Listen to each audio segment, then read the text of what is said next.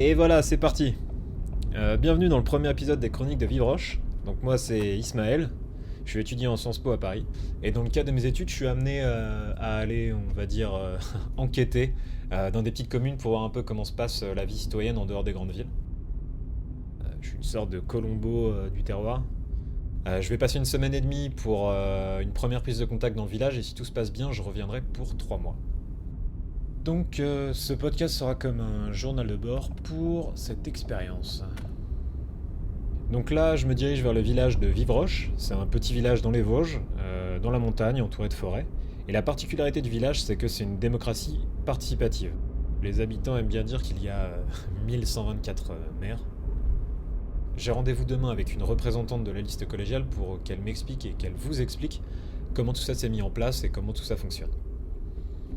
Bon, là j'enregistre en bagnole. C'est pas forcément ce qu'il y a de plus conseillé, mais voilà, je voulais découvrir le village en même temps que vous. Alors, on passe un tunnel et on débouche sur Vivroche. Il y a plein de neige partout, je crois que c'est tombé il y a pas longtemps. Ouais, c'est très mignon comme village. Mais à mon avis, la première personne qu'ils ont vue de la baie ici, c'est François Fillon. Alors, je viens de récupérer mes clés pour ma chambre. Donc du coup, vous l'avez peut-être entendu, mais c'est le jour du marché. Et qui dit marché dit Jean. Et qui dit Jean dit un peu pourquoi je suis venu là en fait. Donc ce que je vais faire, c'est que je vais aller poser mes affaires et puis je vais revenir faire un tour. Bonjour madame. Excusez-moi. Je peux vous poser quelques questions? Qu'est-ce que vous pensez de la liste collégiale de Vivroche? Ouais, nous les vieux, on n'aime pas ce truc-là, quoi. C'est vraiment des babacools, on n'aime pas trop, quoi. Ah bon? Et pourquoi? Je sais pas, qu'est-ce que vous voulez que je vous dise, moi. C'est plus notre village d'avant. C'est des guignols, c'est tout. C'est aussi simple que ça. D'abord, j'ai dit dans un premier temps que je voulais observer parce que je ne savais pas. Et après, c'est vrai qu'après, en observant, en connaissant les gens, et ben, on voit les choses autrement.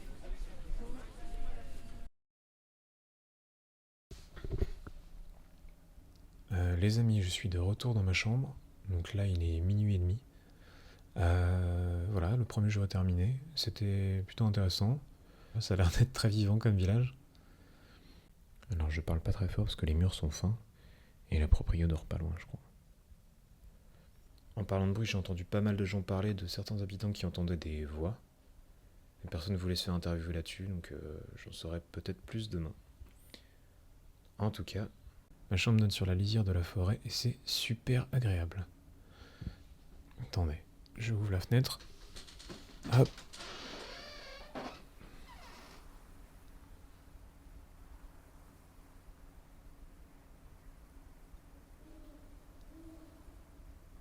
C'est génial ce silence, hein. Ah, ça change de Paris. Au vu du calme le soir, je pense que mes comptes rendus seront nocturnes. Donc je vous invite à écouter ça tranquillement le soir dans une ambiance tamisée. Alors j'ai aussi un peu discuté avec la propriétaire qui est vraiment très sympa. Big up à elle. Elle m'a dit que la chambre d'hôte c'était une ancienne grange qui avait servi de base pour des résistants pendant la Seconde Guerre mondiale. Et après elle a été abandonnée et réaménagée. Mais beaucoup plus tard, hein, dans les années 90. Et la propriétaire m'a raconté une histoire qu'elle avait elle-même vécue, en fait quand elle était petite, que la grange était encore abandonnée, il y avait une rumeur qui disait que quand on passait devant certaines nuits, on pouvait entendre des sortes de grattements. Ah, c'est dommage, j'avais pas mon enregistreur, du coup vous l'entendrez pas de sa voix, mais bon, je vais vous le raconter quand même. Donc les grattements, ça faisait peur aux gamins du coin, et la propriétaire et sa bande de copains pensaient que dedans, en fait, il y avait un vampire. J'ai pas bien compris pourquoi ils pensaient ça, mais bon. Bref, une nuit, ils décident d'aller faire un tour à l'intérieur. Et ils ont pris des pieux qu'ils avaient fait avec des bâtons ramassés dans la forêt. Et quelqu'un avait même volé le crucifix de sa grand-mère. Donc ils décident d'y aller, et cette nuit-là, rien que déjà, juste devant, en fait, ils les entendaient déjà gratter.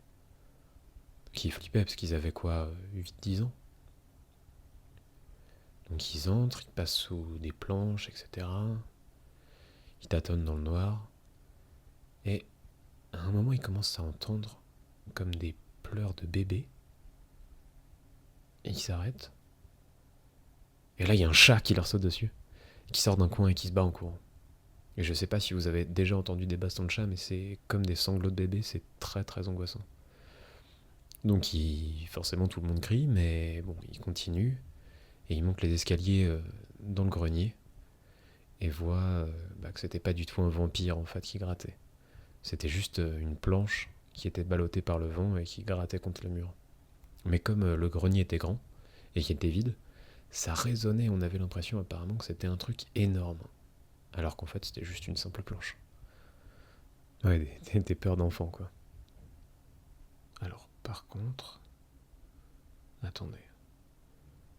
Alors on doit vouloir me faire une blague, genre on va se moquer du petit parisien qui vient d'arriver, mais là en fait, juste à la lisière de la forêt, il y a quelqu'un.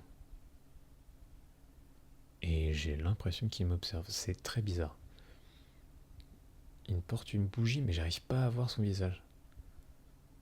Ok, c'est très chelou. Je vais m'approcher de la fenêtre pour mieux voir. Ouais, il y a bien quelqu'un. Ah, la bougie vient de s'éteindre. Wow. Ok, donc je vois plus rien. C'était très bizarre. Bon, c'est peut-être juste après quelqu'un qui fait des balades nocturnes, hein, mais c'est quand même très étrange. Bon, eh bien après ça, je vais essayer d'aller dormir. Je vais tirer les rideaux et surtout fermer la porte à clé. Donc prenez soin de vous et à très vite. Ciao.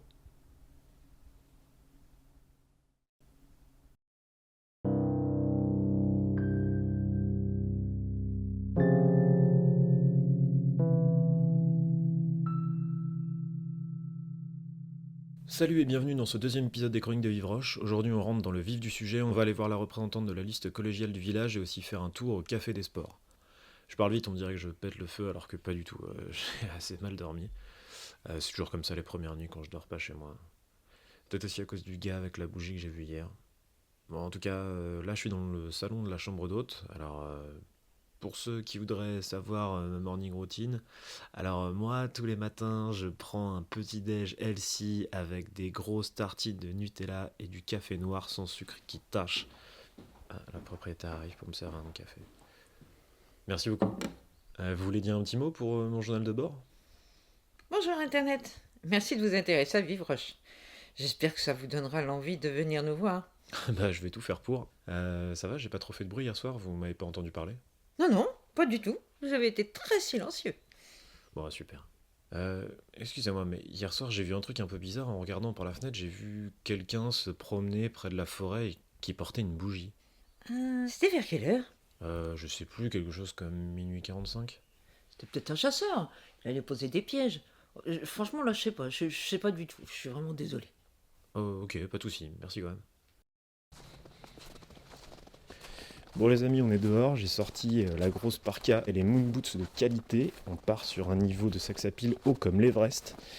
Mais calmez vos ardeurs parce qu'on file au rendez-vous avec la représentante et je suis à la bourre.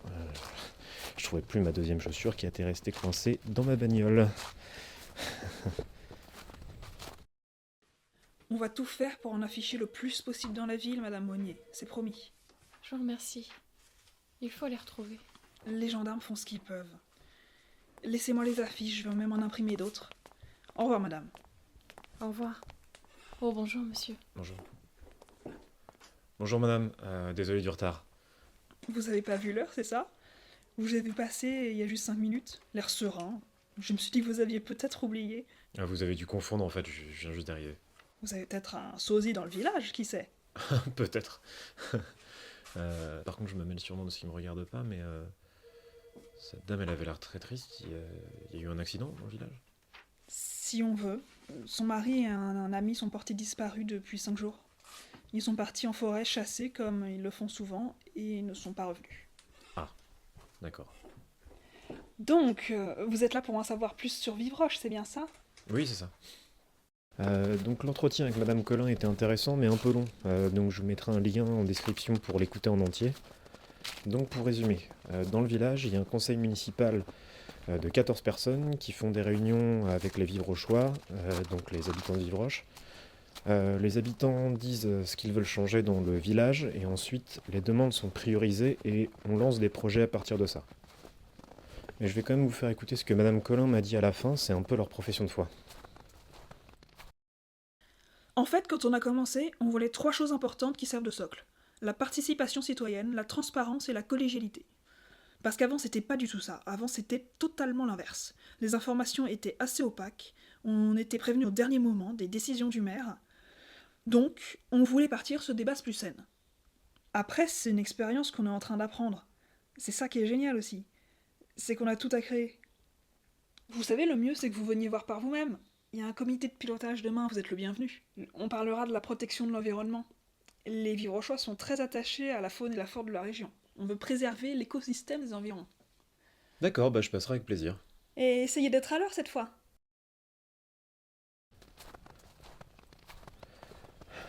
Là, je suis dans la forêt pour profiter un peu de la nature quand même.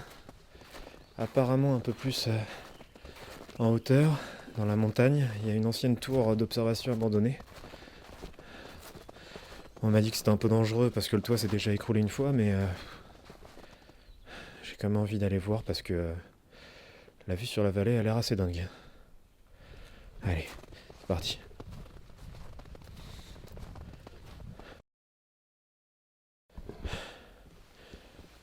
Bon, je suis arrivé en haut. Je suis dans la tour, je vais monter par les escaliers. Putain, on m'avait pas menti, hein. C'est tout écroulé. Mais bon, le reste a l'air de tenir, donc je suis serein. Un peu.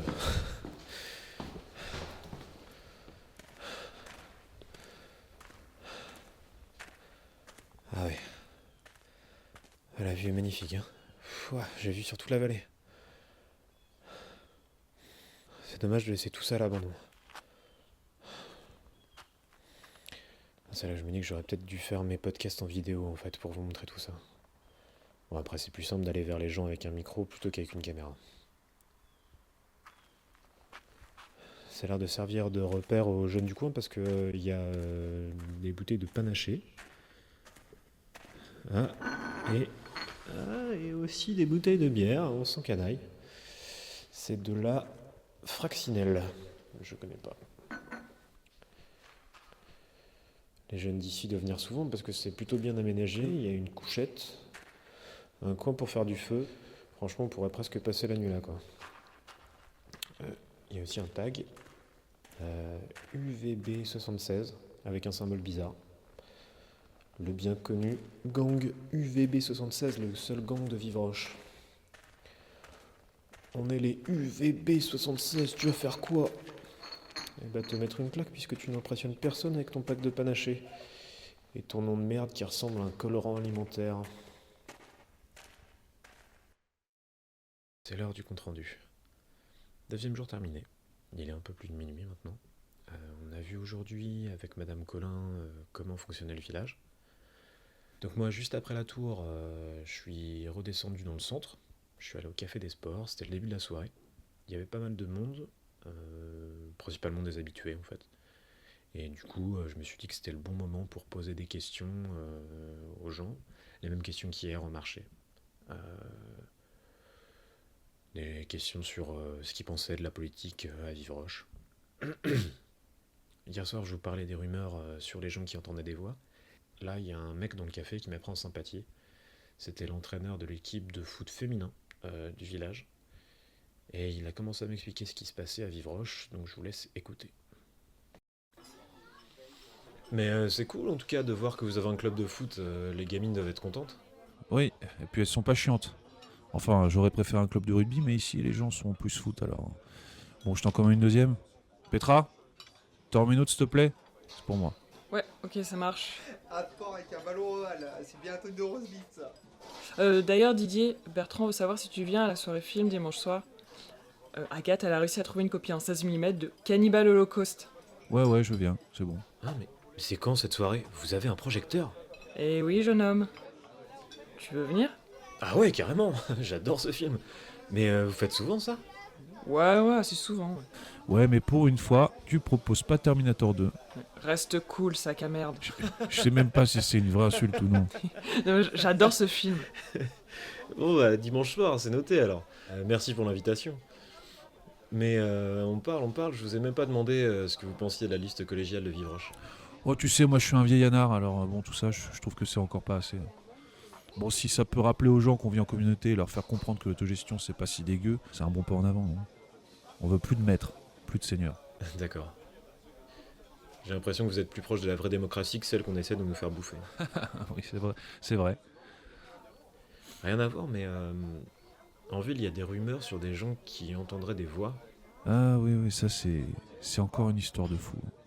T'as de la chance de tomber sur moi parce que y a pas grand monde qui voudra en parler ici.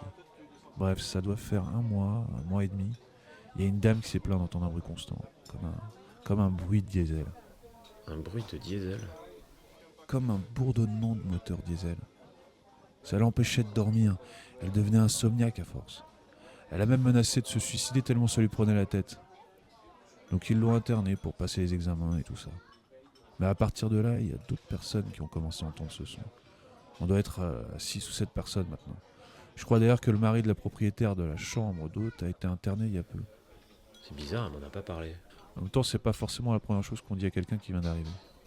Et vous croyez que ça a quelque chose à voir avec les personnes disparues? Kaufman et Monnier? Aucune idée. En tout cas, tous ces gens qui entendent des bruits, c'est dingue comme histoire. Dingue. Mais il n'y a aucun journal qui en parle en fait. Tu crois que les médias vont venir ici pour faire des articles? Oh ouais, un article sur les pierres qui parlent. De quoi il parle exactement? Rien, laisse, c'est des vieilles légendes du coin. C'est de la ville, tu peux pas comprendre. Bon, j'y sais, tu finis ton verre et tu rentres après. Oh bah, si on peut plus discuter. Donc, comme vous avez pu l'entendre, il y a une sorte d'épidémie de bourdonnement dans ce village. J'avais déjà entendu parler de ça, je crois qu'il y a une ville aux États-Unis, un truc genre au Texas, je crois, où il y a la même chose. Ça pourrait être intéressant de savoir ce que c'est. En tout cas, dans le café, j'ai pu parler avec des gens qui étaient plutôt favorables à ce qui se passe politiquement à Vivroche. Ça, c'est cool. Moi qui pensais tomber que sur des réfractaires, il n'y en a pas tant que ça. Et je crois que j'ai réussi à me faire intégrer, donc c'est super. Les gens me posaient des questions, j'avais franchement l'impression que c'était moi qui étais interviewé et pas l'inverse. Ça fait plaisir de retrouver un sentiment de collectif parce que j'avais presque oublié ce que c'était. Bref, grosse journée. Donc je vous laisse, je vais essayer de récupérer mes heures de sommeil. Ciao.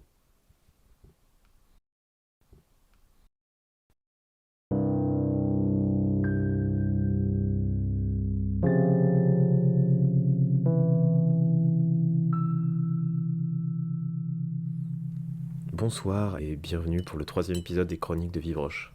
Dehors, l'ambiance est un peu particulière, il y a pas mal de brume. Je discerne à peine les arbres. Ce soir, j'ai pas mal de choses à vous raconter. Pas mal de trucs à vous faire écouter aussi, donc j'espère que vous êtes bien installés. Je pense que je suis tombé sur le village le plus mystérieux de France, encore plus que Rennes-le-Château ou Bugarache, et franchement ça m'étonne même de pas encore avoir croisé ce bon vieux Sylvain Durif en train de jouer de la flûte de Pan. Bref, aujourd'hui j'ai fait des recherches sur l'espèce d'épidémie de bourdonnement. J'avais parlé d'un truc similaire au Texas. En fait, c'est dans la ville de Taos, au Texas donc. C'est quelque chose qui apparaît dans différentes villes, dans différents continents, mais en fait le bourdonnement est souvent décrit comme une sorte de moteur diesel qui tournerait au ralenti, très loin. À Taos, on appelle ça le Taos Hum, H-U-M. Alors là, on sera en face du Vivroche Hum, peut-être. En tout cas, il y a même le Guardian qui a fait un article dessus. Dans l'article, on apprend qu'il y a plusieurs hypothèses. Il y a des scientifiques qui pensent que c'est de nature géologique. D'autres pensent que certaines personnes peuvent entendre les micro-ondes, enfin en tout cas les percevoir. Ou alors sinon ce serait un phénomène interne comme des acouphènes mais à très basse fréquence. Bon, sur internet on trouve tout, donc il y a des fausses vidéos qui sont censées retranscrire ce que les gens entendent. J'ai aucune idée de si c'est réaliste ou pas, mais bon, je vous passe quand même un extrait que vous puissiez vous faire une idée.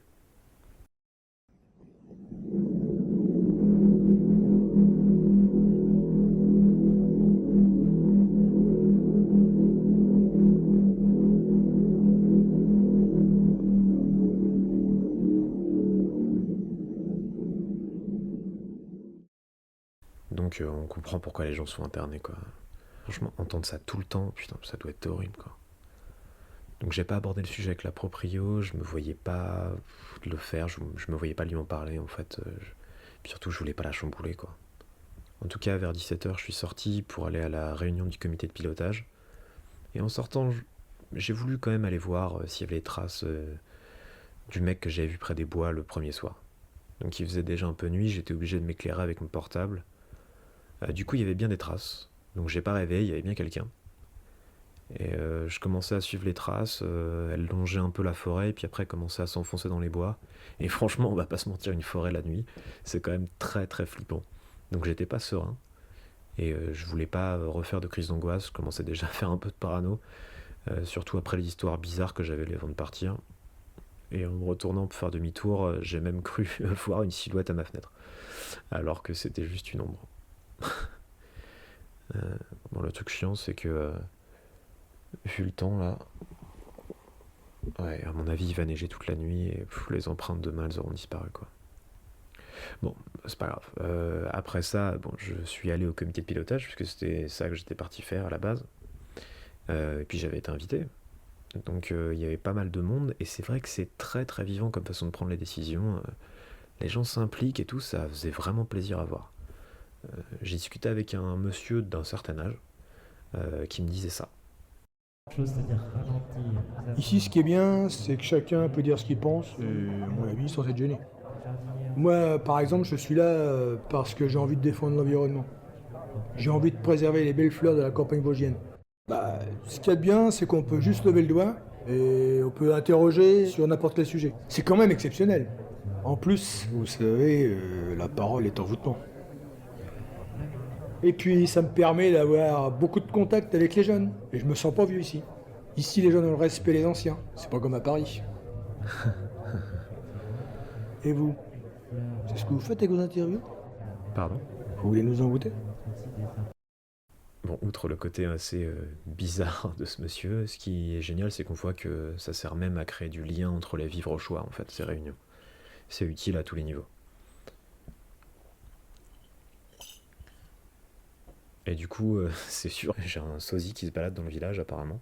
Ce monsieur m'a demandé si j'ai apprécié une balade matinale, alors du coup, sur le coup, j'ai pas compris. Mais apparemment, il m'a croisé sur la route en allant chercher son pain à 7h du mat'. Alors que moi, à 7h du mat', je dormais encore, quoi.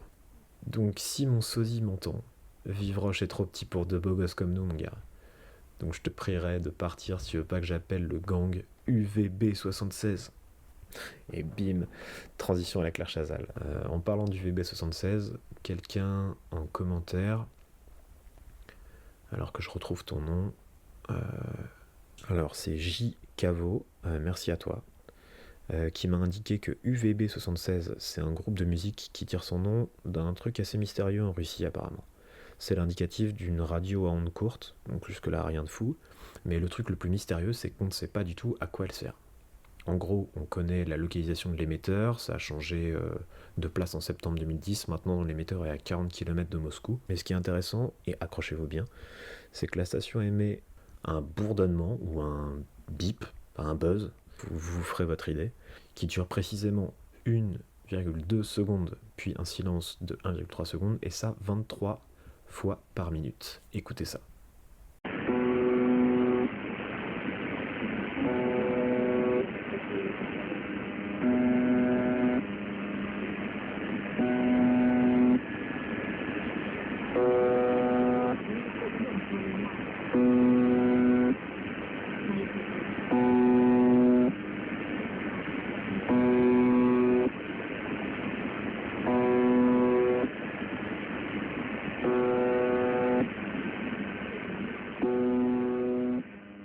Flippant, hein. Donc on continue. La station émet depuis apparemment 1982. En tout cas, c'est ce que dit le tout-puissant Internet. Internet, je t'aime. Et le plus dingue, c'est qu'il y a des mecs qui ont passé pas mal de temps à écouter cette radio. Apparemment, pendant certaines émissions, on pouvait entendre des conversations un peu derrière, avec des bruits aussi. Donc il y a des gens qui pensent que le son est émis via un micro. Donc, c'est quand même un vrai délire, quoi. Imaginez des mecs qui chaque jour sont devant leur micro pour émettre un signal comme ça. Parce que la station émet aussi des messages lettrés, avec aussi des chiffres. Sur internet, vous pouvez trouver la liste des messages assez facilement. Donc il y a pas mal de gens qui pensent que c'est des messages pour des espions. Rien de très fantastique là-dedans. Et c'est tellement mystérieux qu'on peut imaginer toutes sortes d'histoires autour. Il y a des gens qui pensent que c'est des délires avec la ionosphère, enfin... Bref, peut-être que les jeunes d'ici connaissent cette histoire et s'amusent à taguer ça, ou alors ceux qui sont tous fans du groupe, j'en sais rien du tout. Bon, je sais qu'on s'éloigne un peu du côté politisé de ce podcast, mais j'avais envie de vous partager des trucs un peu différents ce soir, et puis vu le temps dehors, je me suis dit que c'était le moment parfait. En fait, j'adore les mystères. Je prends pas du tout les légendes urbaines au sérieux, hein, mais j'ai l'impression que c'est des sortes de contes pour adultes, des histoires qui cultivent un peu un imaginaire commun, qui font voyager. Puis je sais pas, ça me ramène un peu en enfance, comme quand ma mère me racontait des légendes avant d'aller dormir, où j'étais fasciné par ce qu'elle me racontait, que j'étais bercé par sa voix. J'ai l'impression que quand on est autour d'un feu de camp à se raconter des histoires entre potes, on redevient un peu comme des gosses qui écoutent un grand-père assis sur son fauteuil à nous raconter des trucs captivants. Puis le conte a toujours eu une fonction sociale et pédagogique, alors... En tout cas, j'espère que ces histoires vous font autant voyager que moi. Passez une excellente nuit et à très vite.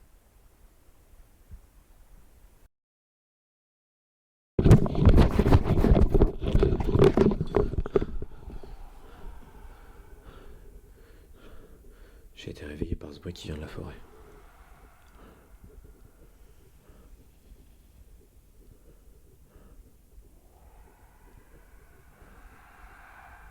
Putain, mais c'est quoi ce bordel?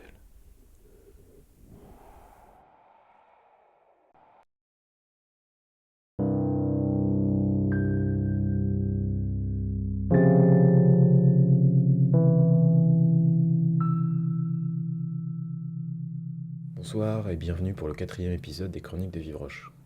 Jour 4. Donc comme je vous le disais, il a beaucoup neigé la nuit dernière et aujourd'hui dans le village il y avait une ambiance très cotonneuse. Tout était très silencieux, beaucoup plus que d'habitude. C'était franchement pas loin d'être oppressant. J'ai même cru croiser 2 fois de suite la même personne. Je vais revenir 2 secondes sur le son que j'ai mis à la fin du dernier podcast. Je vous le repasse pour que vous l'ayez quand même bien en tête. J'ai été réveillé par ce bruit qui vient de la forêt.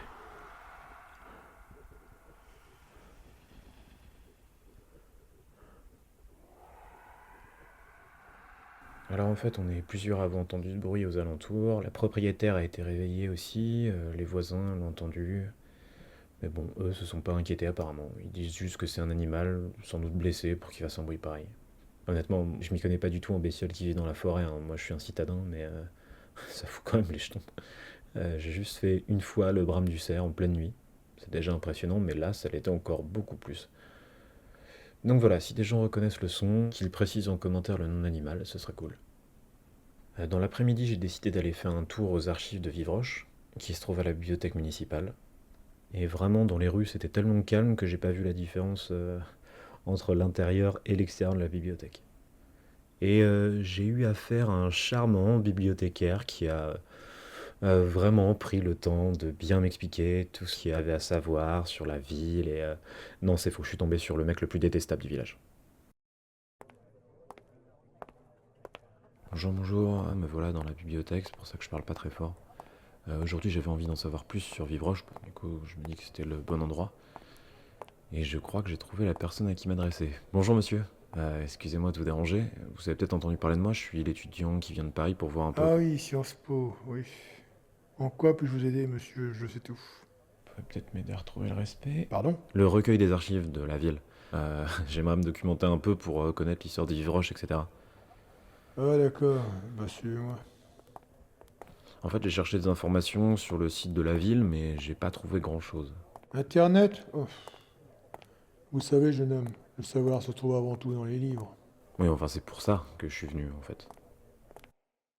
Donc on part sur du connard de compétition. Un proprio de la chambre d'hôte m'avait prévenu, pourtant que le mec était pas cool, mais bon là... Bref, j'ai pu accéder aux archives, c'était en sous-sol. On m'a demandé de mettre des gants parce que les ouvrages étaient assez vieux, donc c'est ce que j'ai fait.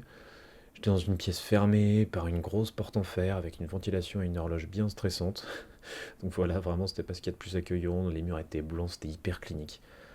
Rien qu'au son que vous allez comprendre. Bah moi j'ai tout ce qu'il me faut, écoutez, si jamais j'ai un problème, je viens directement. Ok, le mec est parti.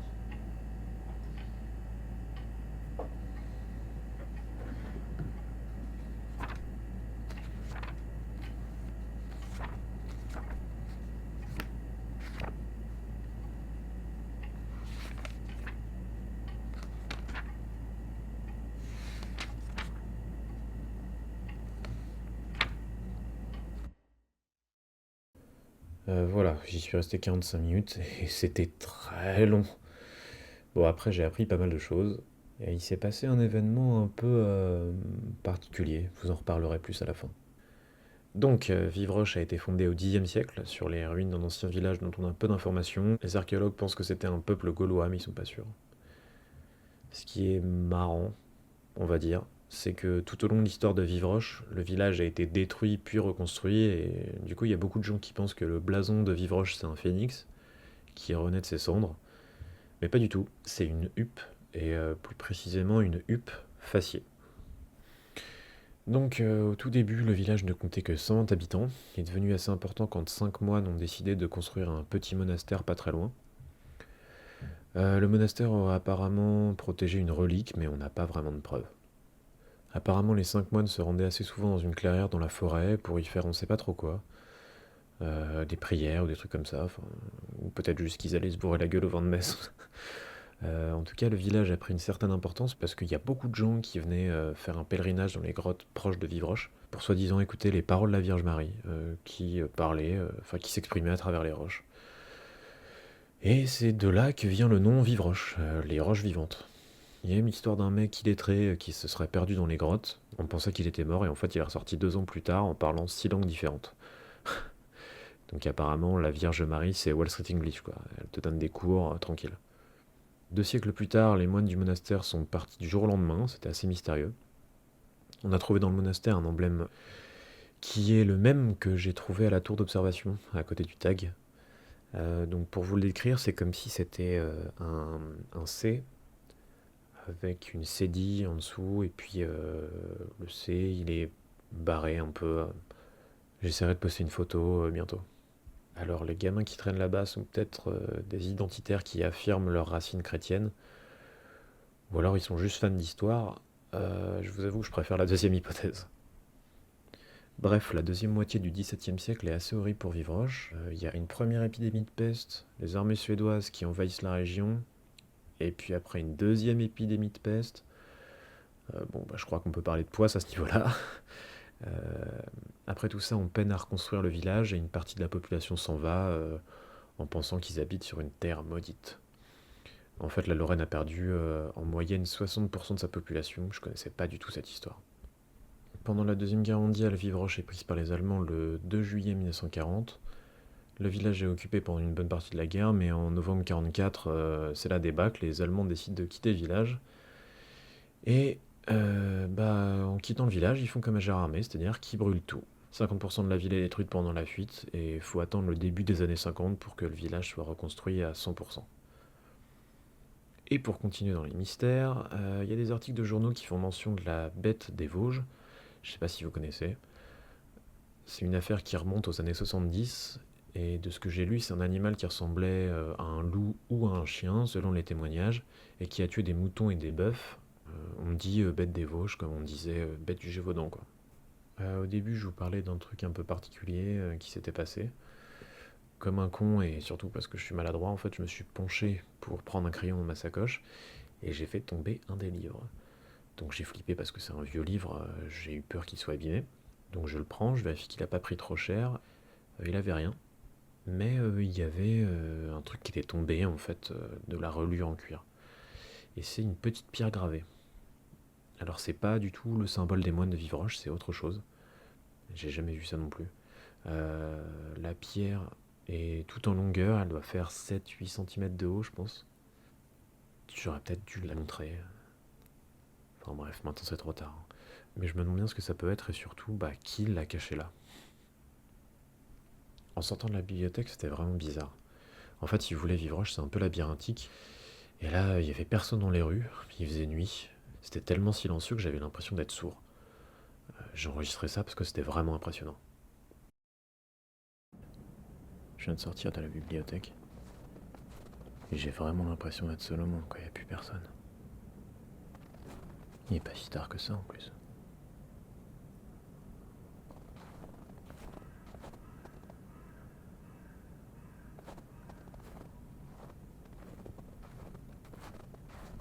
Ah, c'est une affiche des mecs qui sont portés disparus. Monnier et Kaufmann. En espérant qu'on la retrouve bientôt. La femme de Monnier avait l'air morte d'inquiétude l'autre jour. Enfin, ça peut se comprendre.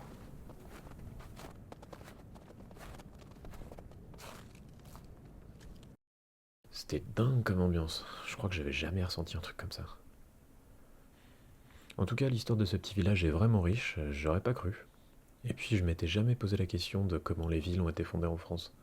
Parce qu'on a toujours en tête les villes d'Amérique avec les colons européens qui se posent sur une terre, commencent à vivre en communauté pour développer un hameau qui va devenir un village, puis une ville.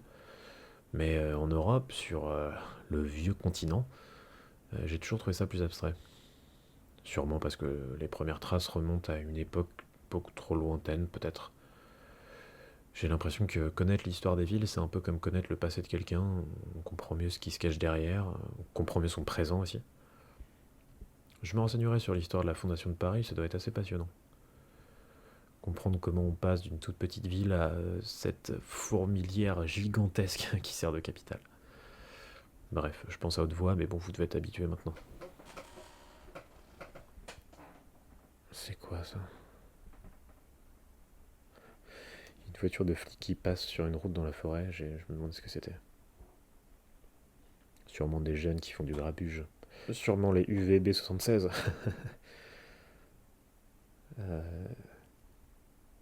En fait, c'est sûrement plus grave que ça.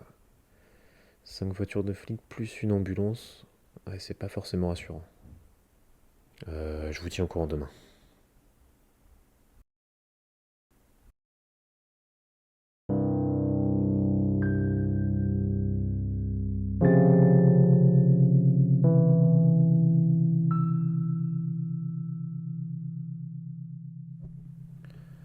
Bonsoir et bienvenue dans les chroniques de Vivroche. Alors, comme vous l'entendez à ma voix, c'est pas forcément la grande forme. Je vous disais hier soir que j'avais entendu des voitures de police et une ambulance. En fait, il y a un corps qui a été retrouvé dans la forêt. Il a été découvert par des gamins qui faisaient une chasse au dahu ou un truc dans le genre. Je crois qu'ici ils disent dahu, je crois. Enfin bref. Le décès remonte probablement au soir où on a entendu les bruits dans la forêt. Et c'est sûrement cette bête qui l'a attaqué pendant la nuit. En fait, la personne décédée fait partie des gens qui étaient internés pour avoir entendu le hum de Vivroche. Et le gars s'est enfui pendant la nuit, il est allé dans les bois, sûrement. Enfin, c'est ce qu'on pense. Et le truc, c'est qu'on n'arrive toujours pas à savoir quel animal c'était, et les gendarmes sont plutôt restés silencieux là-dessus. Je vous le cache pas, je pensais pas être autant affecté, en fait, c'est bizarre. Je suis un peu confus, en fait. Je pensais juste être de passage, et au final, à force de vivre avec les gens, de discuter avec eux et tout, je me sens concerné, en fait, par ce qui leur arrive. Vous imaginez bien qu'une nouvelle comme ça, ça agit comme un uppercut. Un homme bien sous tout rapport qui devient presque fou à cause d'un bruit que peu de gens entendent et qui finit tué en pleine nuit par un animal sauvage, ça laisse des traces. Hein. Les gamins qui ont trouvé le corps sont hyper choqués. Du coup, la liste collégiale a organisé une réunion exceptionnelle. Les gens étaient extrêmement inquiets, d'autres très furieux. J'ai pris le son de la réunion, je vous laisse écouter. Nous avons conscience que toute cette histoire remue le village. Les funérailles de Monsieur Gaderian auront lieu dans 10 jours. Je crois que la famille aimerait le soutien du village entier. Mais nous sommes une communauté et nous essaierons toujours d'agir collectivement. Alors faites une enquête. Vous avez raison, on va faire parler au nom de beaucoup de gens ici, mais il faut savoir pourquoi ces gens entendent ces voix. Qu'est-ce qui arrive à ces gens? Ça peut toucher tout le monde apparemment. Pourquoi vous n'avez rien fait? Eh bien parce que lors des réunions, ce n'est pas ressorti, hein. Enfin pas trop. Si, Si, quand toute cette histoire a commencé, on a demandé si on pouvait faire quelque chose pour ces gens. Et on a prévenu les autorités et demandé à les placer dans un hôpital spécialisé qui pouvait les prendre en charge. Eh bien, c'était pas assez. On aurait dû faire pression pour vous demander de faire venir des gens, je sais pas, des experts ou quoi, pour qu'ils nous expliquent quelle maladie c'est, est-ce que c'est contagieux, je sais pas. Hein. Parce que si ça se trouve, demain, ça sera mon gosse qui sera touché par ça. Ou alors le vôtre, tiens. Va y avoir des battues organisées? Parce que bon, j'ai quand même l'impression que c'est le retour de la bête des Vosges, non? Mon mari, il a peut-être été attaqué par cette bête. Il est peut-être mort dans la forêt à l'heure qu'il est. Écoutez, Madame Monnier, les recherches sont toujours en cours. Tout le monde a pensé à la bête des Vosges, mais pour l'instant, on ne peut pas statuer là-dessus. Je n'ai pas envie que cette histoire parte en hystérie collective. Mais je comprends votre inquiétude. Oui, vous comprenez, d'accord. Mais est-ce que vous allez faire quelque chose? Parce que c'est bien beau votre délire de participation citoyenne. Mais là, on a un cas d'urgence. J'ai l'impression que personne ne fait rien. C'est vrai ça. Eh bien oui, si c'est ce que vous voulez, on prendra des mesures, oui. Ouais, c'est ce que tout le monde veut. Donc après le débat a continué un peu, la liste collégiale a décidé bien sûr de contacter l'OMS, l'Organisation mondiale de la santé, pour faire une enquête un peu plus précise sur les sons bizarres que les gens semblent entendre. Donc on va bien voir ce que ça donne. Pendant la réunion, j'ai repéré quelqu'un que j'avais jamais encore vu et qui prenait des notes et des photos. C'était un journaliste. En fait, c'est vrai que Vivroche est trop petit pour avoir un véritable organe de presse, donc c'est les médias de la région qui ont dépêché un journaliste pour aller récolter des informations. Et une fois dehors, en fait, c'est lui qui est venu me voir à la fin de la réunion. J'ai enregistré ce qu'on s'est dit. J'imagine que vous n'êtes pas d'ici, c'est ça? Vous êtes l'étudiant qui vient de Paris? Ouais. Ismaël. Enchanté.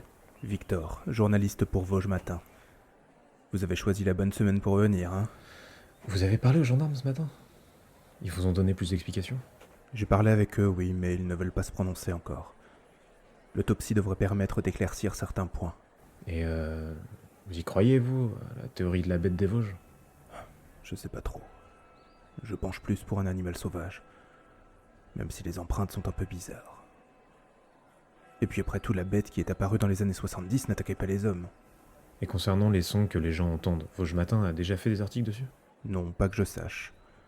Je crois que c'est pour ça aussi que les habitants sont remontés. Ils se sentent laissés à l'abandon parce que personne ne parle de ce qui se passe ici.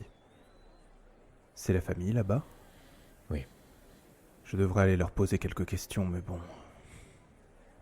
Je crois que je vais attendre. C'est sûrement trop tôt. Vous partez quand? Aujourd'hui? Demain? Non, je pense que je vais encore rester quelques jours. Sérieusement? Vous devriez partir. Vous devriez pas rester là. Vous l'aimez tant que ça, ce village? Si j'étais vous, je serais déjà reparti. J'ai juste envie de rester. Pendant le reste de la journée, il s'est passé des trucs un peu bizarres, mais bon, je pense que j'ai dû halluciner à cause de tout ça. J'ai cru croiser la même personne 2 fois de suite. En plus, c'est pas la première fois que ça m'arrive. Bref, vous vous souvenez de Didier, l'anarchiste du Café des Sports? Et bah là, pareil. Après la réunion, j'avais pas forcément envie de rentrer seul dans ma chambre, j'avais envie de voir du monde, quoi, pour éviter de penser à tout ça. Du coup, j'ai marché jusqu'au café, je faisais pas trop attention à ce qui se passait devant moi, je me demandais si c'était vraiment une bonne idée de rester ici. Enfin bref, j'étais dans les pensées, quoi. Et là, quelqu'un me rentre dedans, donc je m'excuse parce que c'était certainement moi qui étais en tort comme je rêvassais. Et là, la personne continue son chemin, je me retourne, et je reconnais la silhouette de Didier. Donc je l'interpelle. Et le mec fait mine de continuer, je me dis que, vu ce qui se passe, il veut pas discuter, et il tourne vite à un coin de la rue. Ça a été hyper rapide, hein. Donc je reprends mon chemin, et quand j'arrive dans le café, je vois Didier, accoudé au bar. J'ai rien dit sur le coup, mais franchement, c'était une expérience assez déroutante. Comme une sorte de déjà-vu, mais en plus tangible, quoi. Je vais vraiment finir par croire qu'il y a des doppelgangers dans le village. Avec tout ça, j'ai failli oublier le truc le plus important. Quand je suis rentré chez moi, j'ai trouvé une lettre qu'on m'avait glissée sous la porte. La proprio était déjà partie se coucher quand je suis rentré, donc je demanderai demain qui l'a déposée. À l'intérieur de l'enveloppe, il y avait juste une note avec des coordonnées GPS, une date et une heure.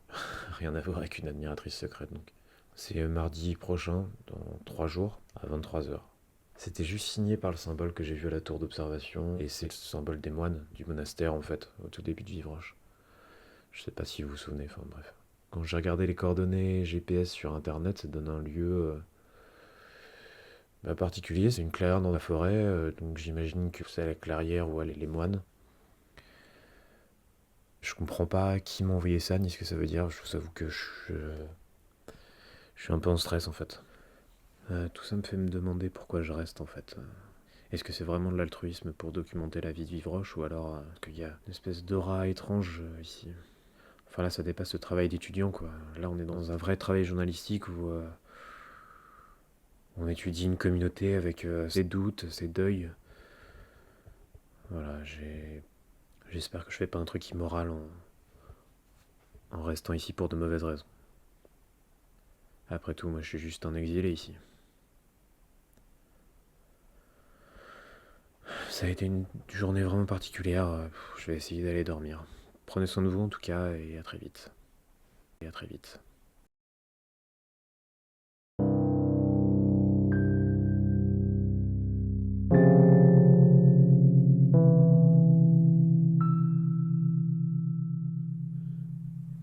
Bonsoir et bienvenue dans les chroniques de Vivroche, on est le 7e jour.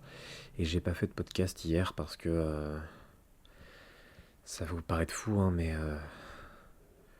j'ai vu la bête des Vosges.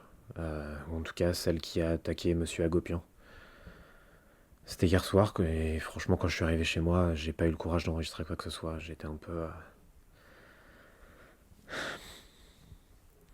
Enfin bon, pour vous resituer la scène, après la découverte du corps, tout ça, j'avais envie de voir du monde.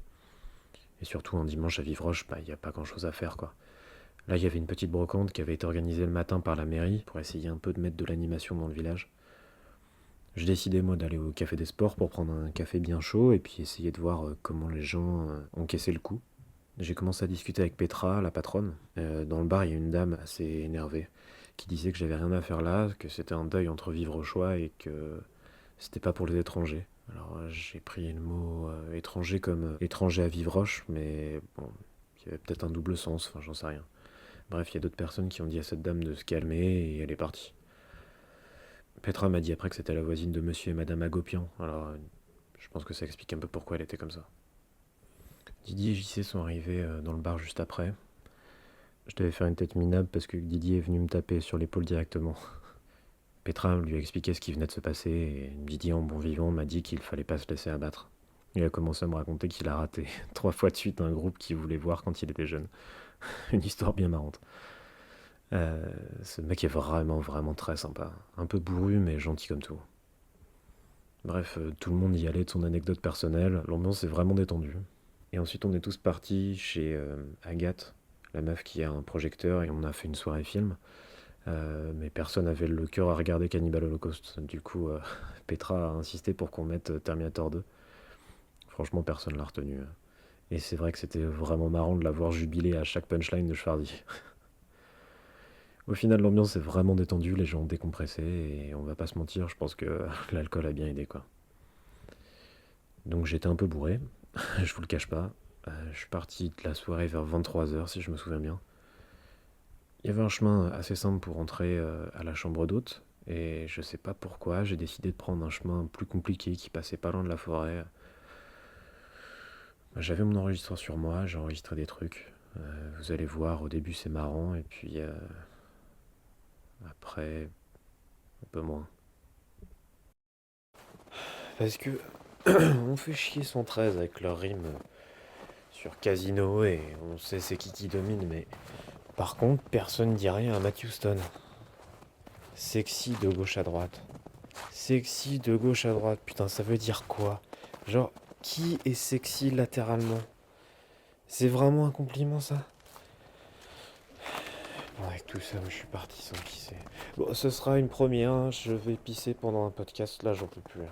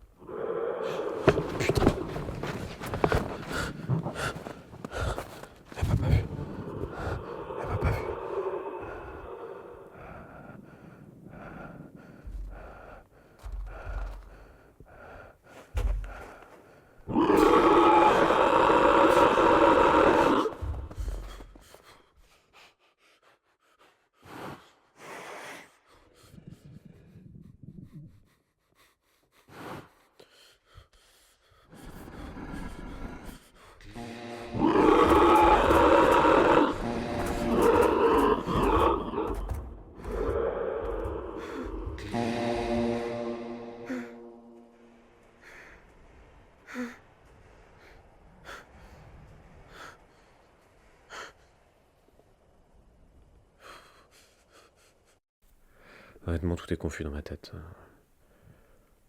Comment vous décrire ce que j'ai vu? En fait, la bête, c'était comme une sorte de... Comme une sorte de gros renard, je dirais. Et bon, après, c'était sûrement à cause de l'alcool et de l'adrénaline, mais j'ai cru que le machin était en train de... comme s'il vibrait. Enfin, en tout cas, ses contours ondulaient, mais vraiment très vite, quoi. On aurait dit le graphique d'une onde sonore. Mais bon, j'avais beaucoup bu, donc je sais rien, bref. Je me suis caché un moment derrière un arbre, je me suis accroupi en essayant de me faire le plus petit possible, et j'ai entendu le bruit qu'on entend à la fin. Le bruit qui ressemble un peu à la station, là, UVB 76. Mais j'ai vraiment l'impression que ça venait d'un autre truc, un sifflet ou un truc dans le genre. Enfin, un instrument avant, en tout cas. Et j'ai vu qui tenait le sifflet. C'était un mec avec un fusil, je crois. Une lampe torche. Et du coup, bah, j'ai pas bien vu son visage. Il portait un impair avec une capuche. Donc, bah, impossible de voir qui c'était, quoi. Je comprends pas ce que le mec faisait là. Peut-être que c'est un chasseur qui a traqué la bête. Je comprends pas grand-chose. Tout ça, c'était hier soir. Donc, forcément, aujourd'hui, je suis allé voir les gendarmes pour expliquer ce que j'avais vu, où j'avais vu tout ça, etc. Malheureusement, tout le monde était un peu chamboulé parce que les Vivrochois ont demandé des battues le plus vite possible pour traquer la bête, mais aussi et surtout parce que une nouvelle personne a été internée la veille à cause du de Vivroche. J'ai aussi amené l'enregistrement. Bon, je suis passé pour un con au début, mais ensuite le gendarme qui a écouté a bien compris qu'il se passait quelque chose. On est allé avec un de ses collègues là où j'avais vu la bête. Il y avait des empreintes, les mêmes que celles retrouvées autour du corps de Monsieur Agopian. J'ai aussi décrit le gars avec le fusil que j'avais vu, mais par contre là on n'a pas trouvé d'empreinte. Alors je sais que j'ai pas rêvé quoi, on peut entendre des bruits de pas après que la bête ait fui.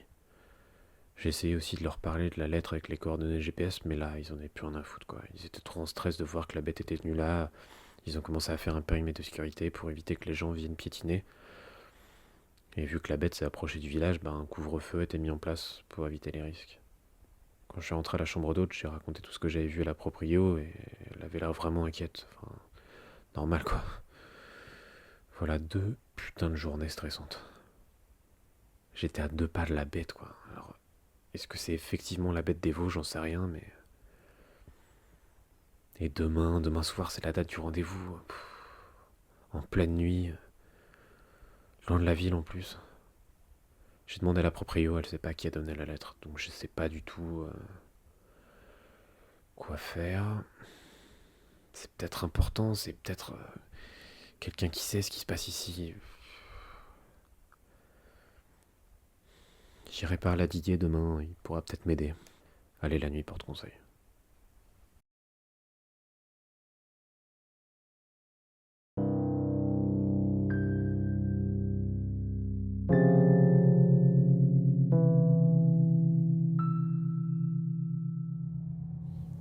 Salut à tous, il est 18h, on est actuellement en bagnole. Et, j'ai réfléchi toute la nuit à cette histoire et je sais que ça va paraître dingue, mais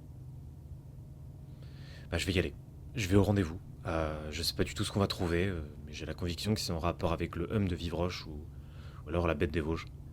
Et j'ai vraiment besoin d'avoir des réponses, j'ai besoin de savoir. Alors attends, si je me souviens bien, c'est la prochaine à gauche. Comme vous pouvez l'entendre, je suis avec Didier, il a accepté de venir avec moi. Je lui ai tout fait écouter, tout ce que j'avais enregistré comme truc bizarre et... voilà, on est en route. Non mais c'est du délire ton histoire. Tu serais vraiment allé tout seul? Ah peut-être, je peux pas dire. Ouais ok. Attends, j'ai l'impression d'être un youtubeur qui invite un autre youtubeur. Yo tout le monde, aujourd'hui on se retrouve avec Didier.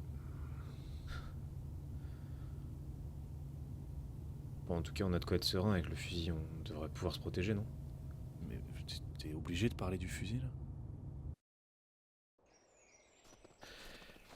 Ça fait 15 minutes qu'on marche, on vient d'arriver à la clairière. On va faire un peu de repérage pour bien connaître les lieux. Il y a une bonne couche de neige, quand même. On va essayer de mettre des petits trucs réfléchissants au sol pour nous faire une sorte de route d'évacuation, on va dire. Si jamais ça tourne mal. Un truc qu'on sera les seuls à voir, quoi. Pour vous expliquer un peu dans cette fameuse clairière, il y a un dolmen ou un truc qui ressemble. C'est assez haut, ça doit faire 3,50 m je dirais, quelque chose comme ça. Juste en dessous, il y a un emplacement, comme si on pouvait ajouter un objet. Nous, du coup, on a fait une sorte de petit camp assez loin. On a bien fait attention à effacer nos traces dans la neige. On va attendre 23 heures bien caché, et ensuite on verra si quelqu'un se pointe ou pas. On a des couvertures, on a un radiateur qui va nous servir un petit temps, donc voilà. Sinon on est habillé très chaudement, il va faire bien froid cette nuit. Comment ça va, Didier? Bah écoute, là j'ai fini de creuser un trou pour qu'on soit un minimum camouflé. On va pouvoir attendre. Et j'ai ramené quelques bouteilles de bière. Une bière de la région. Bon il nous reste 2 heures à attendre. Passe-moi les chips, s'il te plaît. Tiens. Merci. Bon, j'y pense, mais tu sais, j'ai parlé dans mon podcast de l'anecdote que tu m'avais racontée au bar dimanche soir. De quoi? Mais si, le truc là, sur le gars que t'avais loupé 3 fois de suite. Ah, t'as raconté ça? Non, j'ai juste dit que t'avais un truc marrant à dire. Mais tu veux pas la raconter là? Je la connais, mais honnêtement, je crois que vu où on est, franchement, elle serait bienvenue cette histoire, non? Surtout si c'est toi qui la raconte. Ah non, mon grand, c'est à ton tour maintenant. Bon, ok. Ok, c'est bon. J'en ai une. À Paris, il y a environ 10 mois maintenant, je sortais avec une fille dont j'étais plutôt amoureux. Ça se passait pas trop mal. En fait, j'avais des crises d'angoisse et elle arrivait pas trop à gérer mes sautes d'humeur. Je sortais plus trop. Puis elle me reprochait de beaucoup bosser aussi. Enfin, en même temps, les petits jobs d'étudiant, c'est souvent galère. Hein. Enfin bref, tout ça c'était souvent un sujet de dispute. Et un soir, ma copine m'a donné une espèce d'ultimatum. Elle allait une soirée avec ses potes et je devais la rejoindre. Et si je venais pas ou que j'étais à la bourre, ça aurait été la goutte d'eau pour elle. Et moi j'avais vraiment envie de la garder cette fille, quoi. Vraiment. Donc je me débrouille pour arriver au taf un peu plus tôt, je prends pas de pause dans la journée, et je sors pile à l'heure. Je trace au bar où on a rendez-vous, c'est un bar que je connais pas. Je sais pas pourquoi je me sens hyper stressé d'un coup, et au feu rouge, il y a prostituée qui commence à me tourner littéralement autour, je suis vraiment mal à l'aise. Le feu passe au vert, je traverse et je me dirige vers le bar. Le truc c'est que les potes de ma copine prenaient à chaque fois sa défense, donc je savais que je me sentirais jugé. J'arrive à la terrasse du bar, je vois pas ma copine. Je rentre dans le bar, personne non plus. Donc je commande une pinte au bar et puis j'envoie un message à ma copine genre je suis dans le bar. Ma pinte arrive et je reçois un message qui dit on y est, on t'attend. Et je regarde autour de moi, je jette un coup d'œil à la terrasse, personne. Je prends la carte du bar et là... Non. Ah si, je m'étais trompé de bar en fait. J'étais trop stressé et le vrai était juste en face. Donc j'ai fini ma pinte cul sec à jeun forcément parce que je sortais tout juste du boulot. Donc je suis sorti du bar, ma copine était sortie pour voir où j'en étais. Je suis rentré dans le bar mort de honte et encore plus stressé du coup. Et pendant qu'elle me parlait, l'alcool commençait à monter.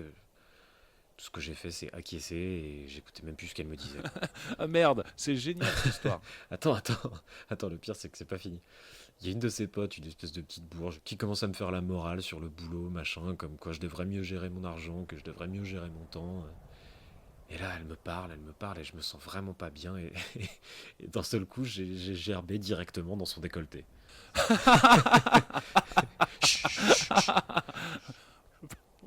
Pareil. Putain, c'est drôle. Le moins drôle, c'est que ma copine a rompu avec moi le soir même. Oh. En rentrant, j'ai une crise d'angoisse et après, je vais mal parler. En fait, toutes mes angoisses, ça a commencé après les attentats de Paris. J'étais chez moi le 13 novembre. Mais bon. Avant, je sortais beaucoup, j'allais à plein de concerts, mais j'y suis pas retourné depuis les attaques. Dans les bars, maintenant, je regardais toujours été la sortie, etc. J'étais toujours inquiet. Et ma copine avait du mal à supporter, en fait. Elle avait du mal à supporter ce que je devenais et... Après la rupture, je sortais plus du tout de chez moi. J'ai commencé à voir un psy. Oh, ok. C'est en partie grâce à mon psy que j'ai décidé de venir ici. J'avais besoin de prendre mes distances avec Paris, avec sa foule qui est là tout le temps, enfin omniprésente. Et ici, j'ai retrouvé du calme, un peu de vie sociale, enfin, comme avant, quoi. Comment ça, comme avant? Mais je suis pas parisien à la base, moi. J'y habite seulement depuis 4 ans. Tu sais, je suis un campagnard comme toi. Tu viens d'où, en fait? D'une petite ville à côté de Rouen. Ah d'accord, je comprends mieux. Tu crois que c'est qui la personne qui nous a donné rendez-vous? Aucune idée. Et ton fusil là, il est vraiment chargé? À ton avis? Bah oui, il est chargé. Il y a une bête sauvage dans le coin, je te rappelle. T'as déjà tiré sur quelqu'un? Non.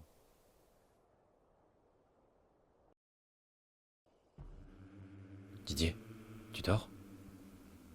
Pas trop. T'as entendu? Quoi? Ouais, ça bouge. Attends, c'est des torches là-bas. Ouais, ça a l'air.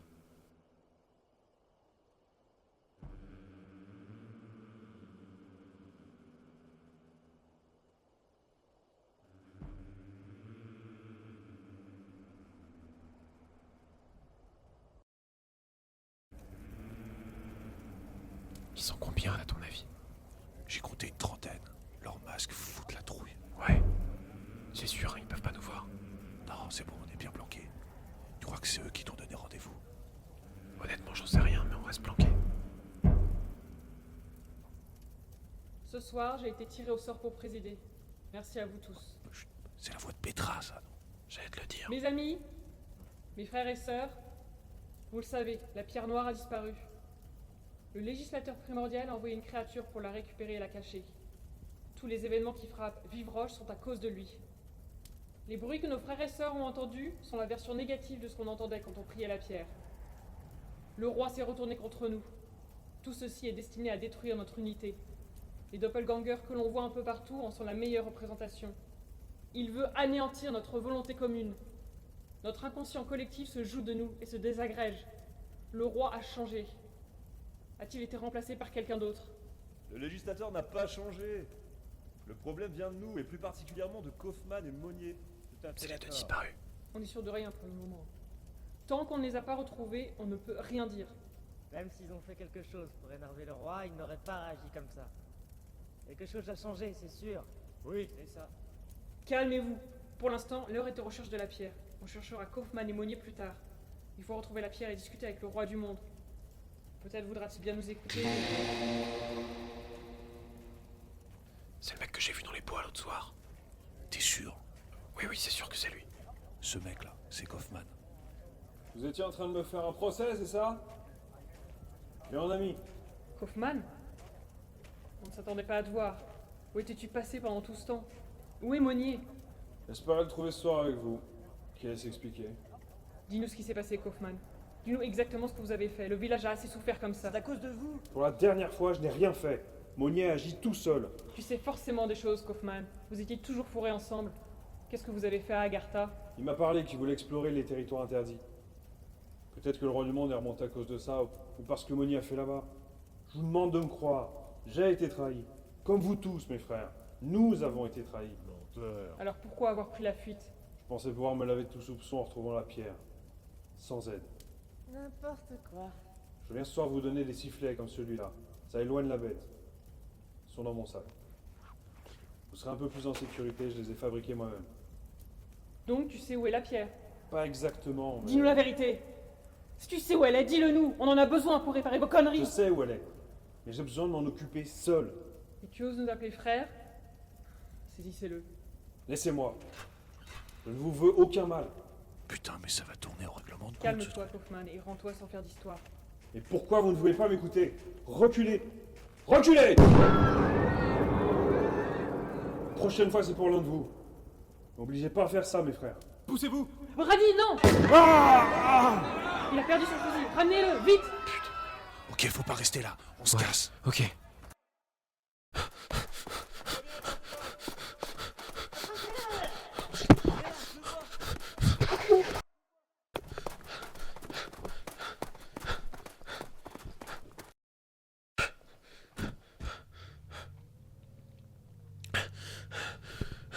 Il est mort, tu crois? J'en sais rien. Pour l'instant, faut juste se casser ici. Mais bordel, mais qu'est-ce qu'on vient de voir?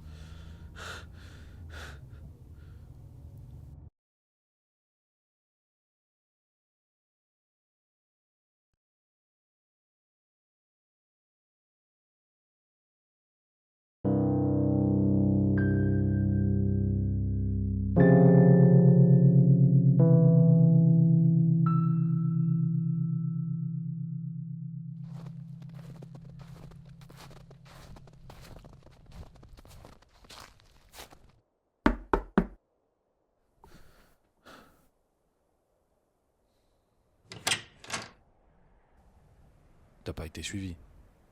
Non, non, c'est bon. T'es sûr? Ouais. Y a pas de raison, de toute façon. Ok, rentre. J'ai fait du café. Du sucre? Non, merci, c'est bon.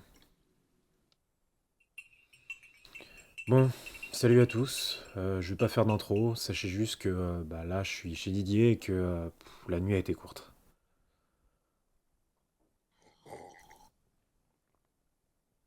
Mais il est sacrément bon ton café.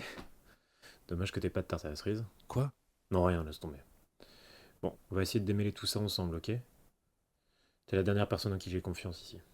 Ouais. Donc il y a une secte ou une société secrète à Vivroche. Avec comme membre un gendarme et d'autres gens. Bah en fait, n'importe qui peut être membre. Ça se trouve, hier soir, il n'y avait pas tout le monde. Il y a peut-être des gens qu'on connaît qui sont membres. Comme Petra, tu veux dire? Ouais. Ouais, comme Petra. Et ils ont parlé d'Agartha hier soir, c'est ça? Un truc comme ça, ouais, je crois. Ouais. Tu sais ce que c'est, toi? Ouais, c'est une légende d'un royaume souterrain. Il y a quelques tunnels dans la région, mais qu'est-ce que ça vient foutre là, ça? Aucune idée, mais hier soir quand je suis rentré, j'avais reçu une autre lettre, avec encore des coordonnées GPS, une clé et un mot. Vous y trouverez la vérité. Tiens. C'est signé K. K comme Kaufman, c'est sûr que c'est lui. Oui, probablement. Bon alors, dis-moi qui est ce gars. Et c'est qui, Monnier? C'est juste deux Vivrochois, ils sont très potes. Ils ont été portés disparus après un week-end de chasse. Tout le monde s'inquiétait. Mais bon, apparemment Kaufman est vivant.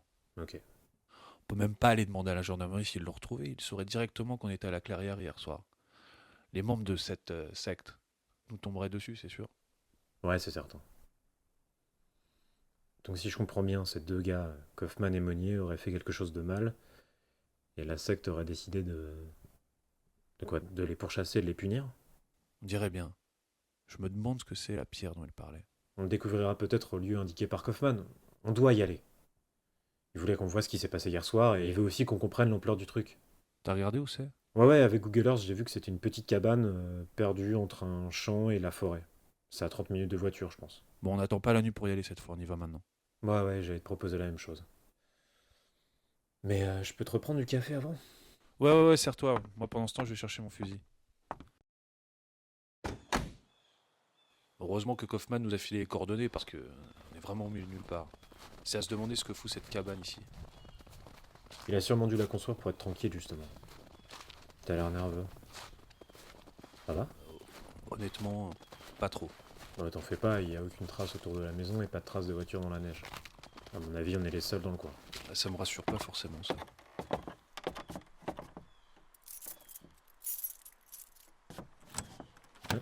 La clé a l'air de marcher. Attends, t'es sûr de vouloir rentrer là-dedans, là? Ouais, c'est pour ça qu'on est là, non?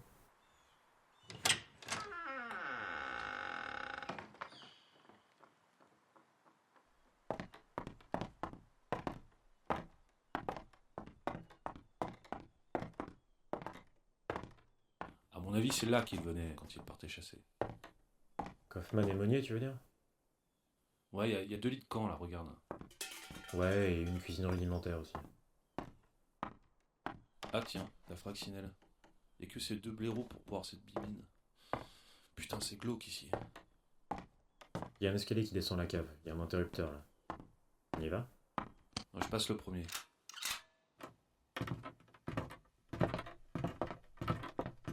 Ouais, c'est juste une cave normale.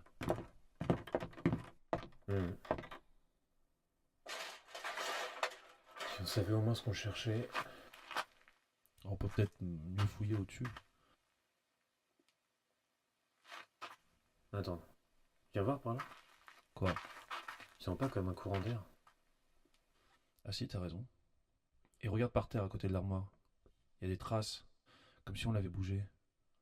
Attends, file-moi un coup de main, on va la bouger. Encore un peu.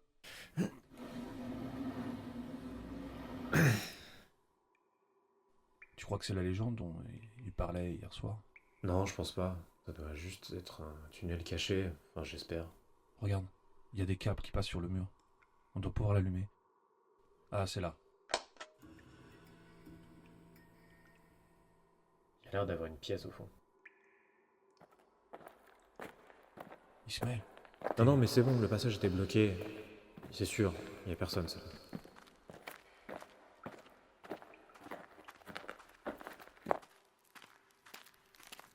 C'est un labo. Regarde, il y a même un microscope. Mais le Kaufman, là, c'est un scientifique? Non, non. Il enregistre des podcasts aussi? T'as vu l'enregistreur? Et il y a une carte des alentours de Vivroche, regarde. Et à ton avis, c'est quoi dans les bocaux? On dirait des animaux pris dans du formol. Je reconnais aucun. Par contre, ça en fait des cassettes. Hein. Tiens, justement, il y en a une qui s'appelle Agartha.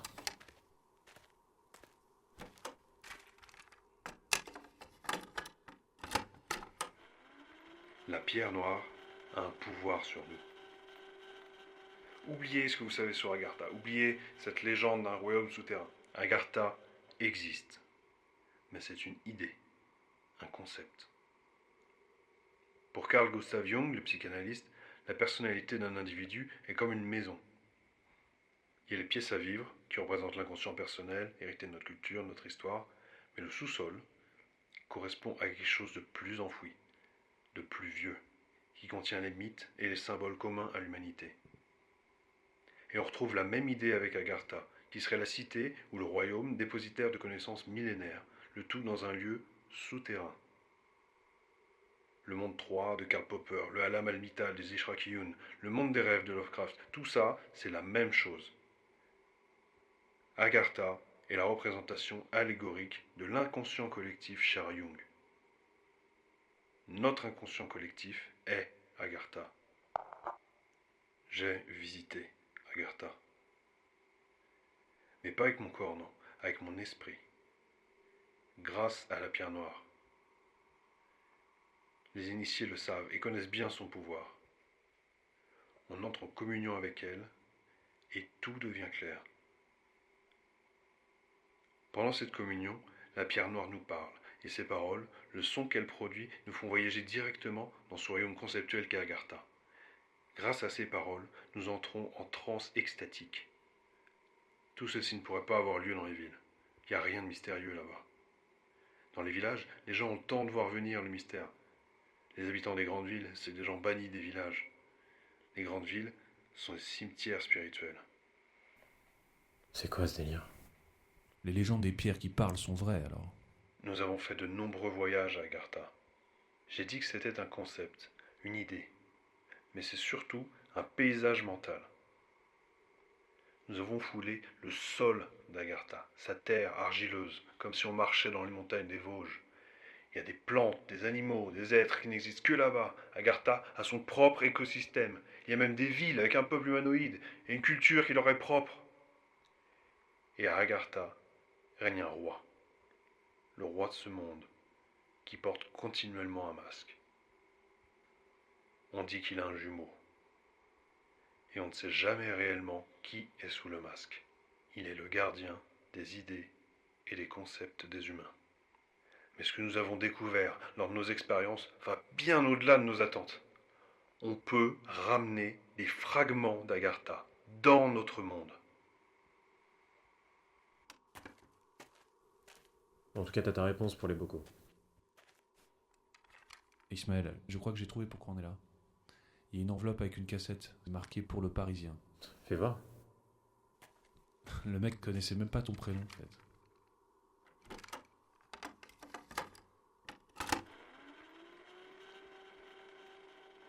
Si vous entendez cette cassette, c'est que je suis probablement mort. Notre confrérie m'a tourné le dos. Je sais que vous étiez là le soir où la bête s'est approchée de Vivroche. Elle a été envoyée par le roi d'Agartha pour se venger. D'abord, les gens entendent des voix, des bruits. Tout ça agit comme une marque. Puis la bête est attirée par cette marque et attaque pendant la nuit. Les doppelgangers, vous avez pu voir, ne sont que des résonances créées par la pierre noire. Tout ça à cause de Monnier. Je lui ai dit plusieurs fois d'arrêter, mais il m'a pas écouté. Il s'est comporté comme un colon qui s'approprie une terre qui n'est pas à lui. Qui sait ce qu'il a fait? Peut-être la même chose que les Russes avec leur station de radio. Je n'ai plus confiance en mes frères. Je n'ai plus confiance en personne. Sauf en vous. Vous avez fait l'effort de sortir de cette nécropole de l'âme qui est Paris pour venir ici apprendre à nous connaître. Vous ne connaissez personne ici, vous n'avez aucune raison de leur remettre la pierre. Il faut la détruire. La créature a volé la pierre et l'a emmenée dans une grotte. Dans ce bureau doit y avoir une carte de la région. J'ai mis les punaises sur 3 grottes qui me paraissent être les lieux les plus probables. J'en ai visité une qui n'a rien donné, c'est celle la plus au nord.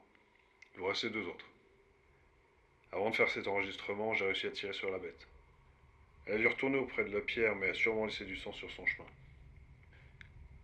J'ai malheureusement pas eu le temps de la suivre, mais il doit y avoir du sang dans les environs, et des traces de pattes. Je vous en conjure, trouvez la pierre et détruisez-la. Ne vous posez pas de questions. Détruisez-la. Mais maintenant, on fait Ismaël. quoi? On va... Tu les connais, ces Ismaël. grottes, toi? Il faut prendre des lampes, il faut prendre... Ismaël. Quoi? Écoute, on n'est pas seul ici. Bon, ok. Prépare-toi, ça va sentir la poudre.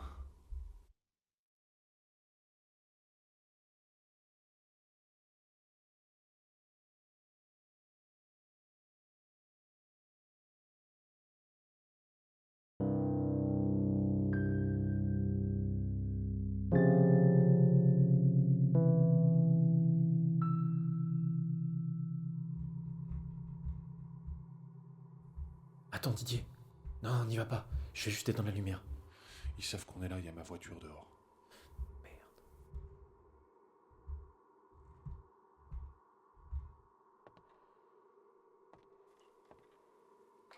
Reste là. Attends.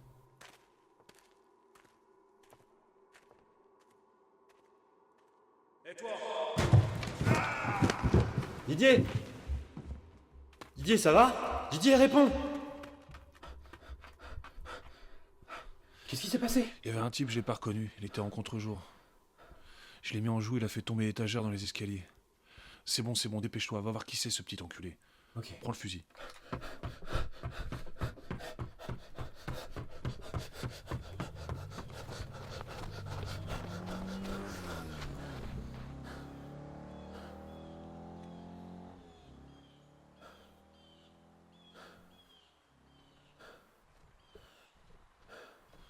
Putain, t'as vu la tronche du gars? Non. Ok. J'ai failli tirer, j'ai failli. Ouais. On devrait emporter avec nous toutes les cassettes, la carte. Merde. Quoi? Il m'a crevé un pneu avant de partir. Putain. T'as déjà changé une roue? Non. Bah tu vas apprendre. On va devoir marcher longtemps pour arriver à la première grotte. Quoi? On est loin des grottes? Alors, on est à peu près ici. Kaufman nous a dit que la première grotte, c'était pas la peine. Il restait 2 autres, ici et ici. Ok. Je dirais qu'on est à 30 minutes de marche pour arriver aux grottes. Elles sont presque côte à côte. Après, je les connais assez mal. Elles sont peut-être grandes. Si on se débrouille bien et qu'on a de la chance, on va pouvoir trouver des traces de la bête. Ça nous aidera à trouver la pierre. Ça marche. En cherchant dans le cabanon de Kaufman, j'ai trouvé des lampes torches et les sifflets qu'il utilisait pour faire fuir la bête. Ah, et de quoi faire un peu d'escalade aussi. Je connais assez mal les grottes ici, on devra peut-être faire un peu de rappel. Ça ira pour toi? Oui, c'est bon, j'en faisais en club à Paris. Super. Moi, ça fait longtemps que j'en ai pas fait. C'est assez rudimentaire. Si j'étais passé chez moi, j'aurais pu prendre des lampes frontales ou d'autres trucs. Non, c'est impossible, on peut pas retourner chez toi, ils ont vu ta voiture. Je sais.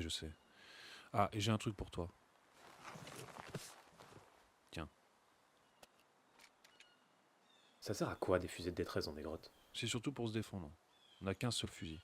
De loin, on peut prendre ça pour un revolver, ça peut faire dissuasion. Et puis si jamais on tombe sur la bête, tu pourras la faire cramer avec ça. D'accord.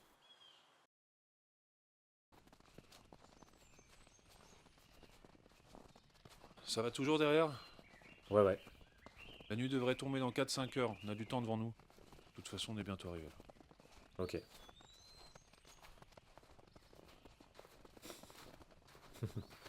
Qu'est-ce qui te fait rire? Hein? Non, rien. Réfléchissez juste au côté grotesque de la situation.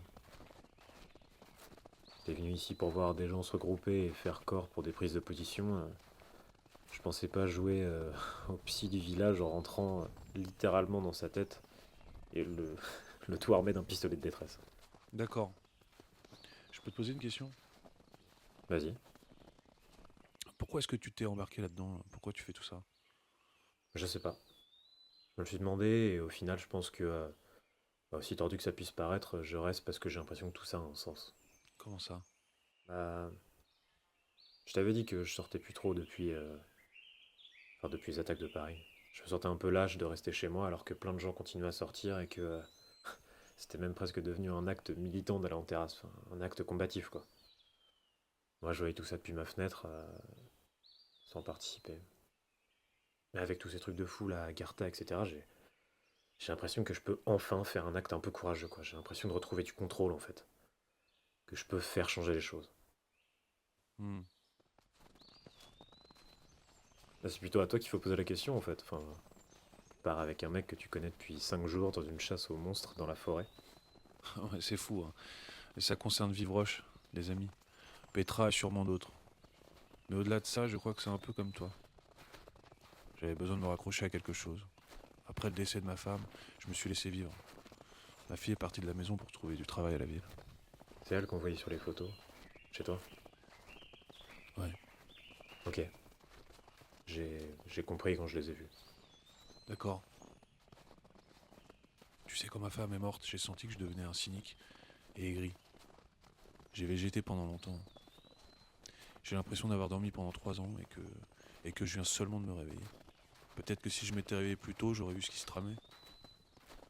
Je sais pas comment tout ça va finir, mais depuis hier, je me sens vivant. Ah ça, après avoir pris un meuble sur la gueule, on se sent mieux, hein. Baisse-toi!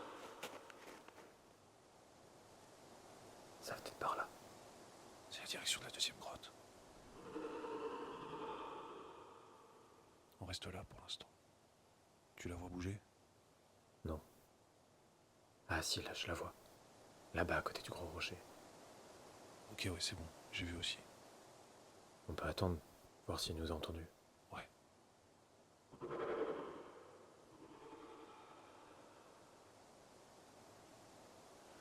J'ai l'impression qu'elle est partie. Bon, on attend encore 10 minutes et on va voir. Ouais.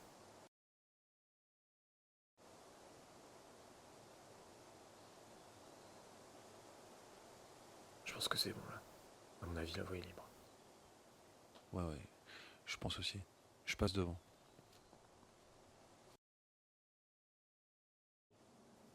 Avant d'y aller, je vais attacher une lampe au fusil. Tiens, celle-là, elle est pour toi. Merci. Passe devant, je surveille nos arrières. J'ai le sifflet.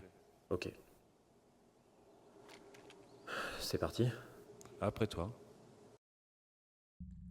Tiens, si tu prends appui là, ça devrait le faire. Ok, merci. Mais c'est immense cette grotte. Regarde-moi la taille de cette salle. Ouais, c'est pour ça qu'on évite d'y aller. Ça et les légendes sur les pierres qui parlent, j'imagine. Exactement. Tiens, regarde le nid de chauve-souris là-haut. Ah ouais, je vois. Et dire qu'avant, je pensais que c'était ça les voix que les gens entendaient.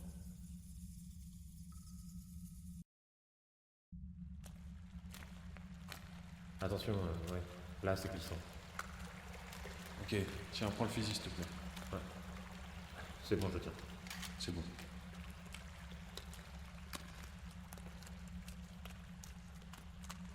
Didier, éteins ta lampe. Quoi? Éteins, tu vas voir. Il y a de la lumière, passe-moi le fusil. Non, regarde les parois. On dirait des champignons lumineux. Ouais, t'as raison. C'est dingue, j'en avais jamais vu. S'aventurer dans l'antre de la bête vaut le coup au moins pour ça. J'ai jamais entendu parler de champignons lumineux dans les Vosges. Ça vient peut-être d'Agartha. Le monstre a sans doute ramené une partie de ton écosystème avec lui. Possible. Dans ce cas, on avance. Mais je passe devant cette fois. Putain. Qu'est-ce que c'est que ce truc? Si ça vient d'Agartha, c'est une espèce qui n'est pas connue. Ouais, mais là, regarde. Des champignons. On dirait un corps humain. Et là, on dirait des visages. Ouais, c'est que des gens de Vivroche. Il y a l'ex-femme de Monnier, la Madame Colin, il y a même JC. Mais faut les sortir de là. Non, attends, touche pas. Regarde, c'est pas de la peau humaine, ça. C'est juste plein de petits spores. J'ai plus l'impression que ces trucs, ces champignons, c'est juste leur double. Quoi? On dirait des cadavres qui sont recouverts de champignons, mais je pense que c'est plutôt des champignons qui prennent forme humaine. C'est dégueulasse. Mais la vache, c'est super ressemblant. Mais putain, mais c'est vivant.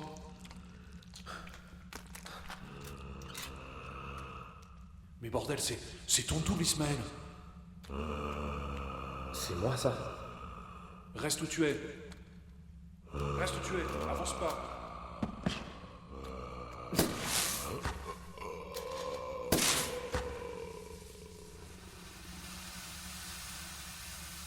T'as tué ce truc? C'est juste des champignons. Voilà d'où viennent les doppelgangers. Bon allez, debout, on avance.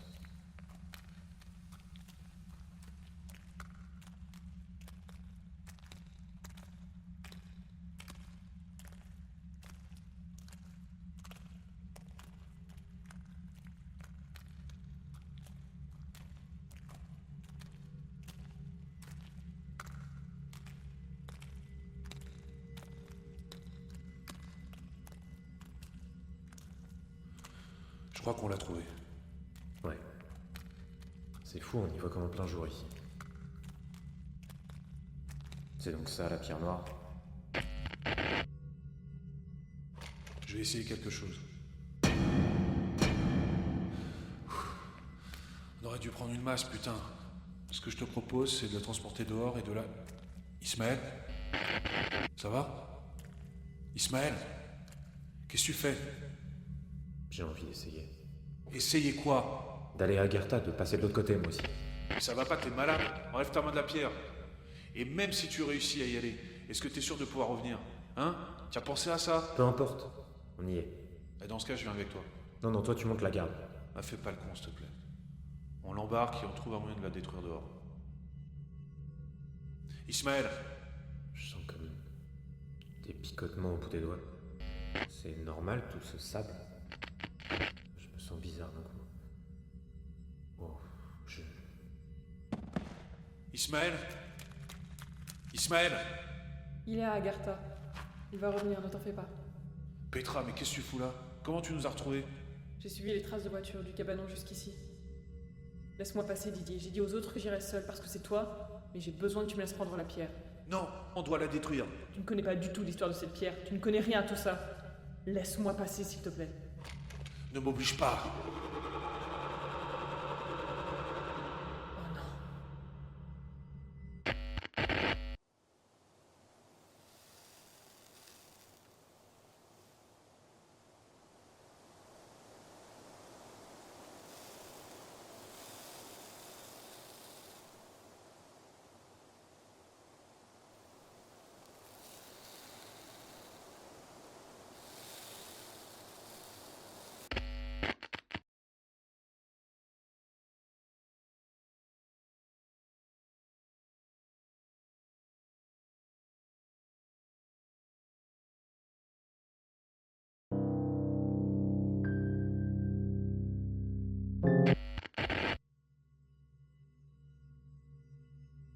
Moi c'est Ismaël, je suis étudiant en Sciences Po à Paris.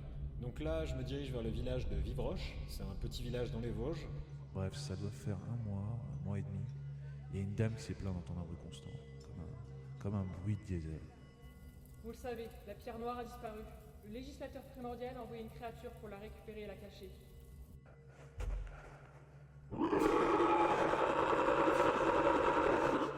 Agartha existe.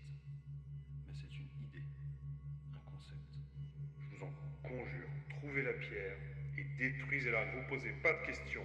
Détruisez-la. Laisse-moi passer, Didier. J'ai dit aux autres que j'irais seul parce que c'est toi, mais j'ai besoin que tu me laisses prendre la pierre. Non, on doit la détruire. Laisse-moi passer, s'il te plaît. Ne m'oblige pas.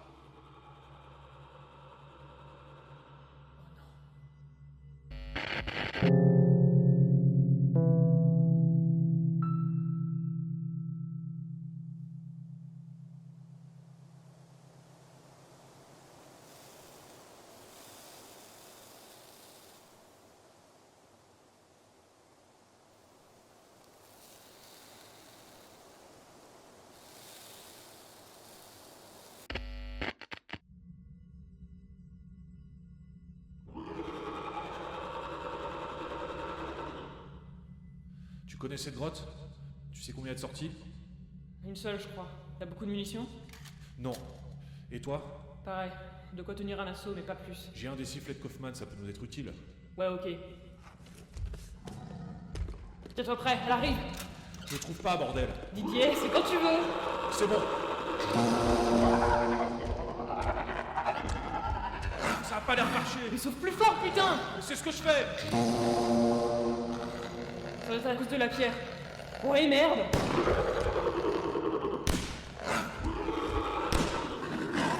Attention! Didier! Mais lâche-le, ça le fait! Lâche-le, putain, mais merde! Petra, pousse-toi!